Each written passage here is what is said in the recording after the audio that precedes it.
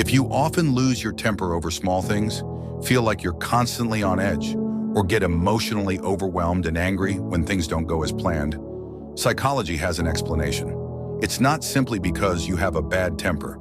It's likely because you've been through a lot of pain and disappointment. Over time, you've learned to use anger as a way to protect yourself. There's a psychological term called alexithymia, which describes a common personality trait, especially among our parents' generation. People with alexithymia struggle to process and express emotions in a healthy way. Their emotional reactions tend to be extreme. Even when their intentions are good, they find it difficult to have calm, constructive conversations.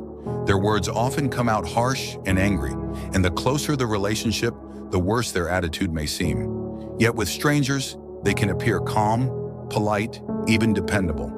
From a psychological perspective, this behavior often stems from how they were raised. They may have experienced neglect or harsh treatment, which shaped an unhealthy way of relating to those closest to them. This is different from narcissism, where someone intentionally hurts others out of selfishness. With alexithymia, anger is more of an automatic response. It's not intentional, it's just the only way they know how to communicate. If you grew up in this kind of environment, if your parents were like this, you probably faced constant criticism. No matter how big or small the issue was, you may have been ignored. No matter how hard you tried, it was never enough to meet their high expectations. You rarely, if ever, received praise or recognition. Only indifference, disappointment, or emotional neglect. That leaves a deep wound.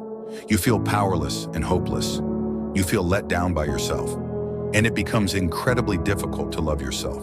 As you grow older, all those unresolved feelings, anger, resentment, sadness, start building up in your body and mind. They don't just go away. They become a heavy burden that lingers, waiting for something to trigger them and cause an emotional explosion. Sometimes the people around you make it even harder. For example, if your partner has an avoidant attachment style or struggles to understand emotions, they might not respond to your needs. In conflict, they may shut down or ignore you until you get angry.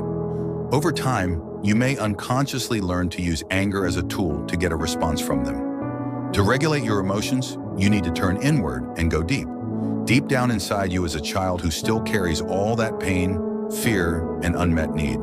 Here's how you begin to heal. First, recognize your inner child. Acknowledge the wounded part of you. Understand that your anger is a defense mechanism, protecting those old wounds. Second, soothe the pain. Work on rebuilding your sense of safety, self-worth, and identity. Learn to give yourself the love and validation you've longed for.